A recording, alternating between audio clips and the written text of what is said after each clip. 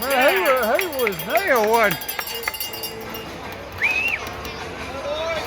All right, fans, it's time for the Country Legends race presented by First Tennessee. Let's welcome our legends. First of all, we have the man in black, Mr. Johnny Cash. Up next, the Queen of Country, Reba McEntire. The Possum himself, George Jones. And the Smoky Mountain Songbird, Dolly Parton.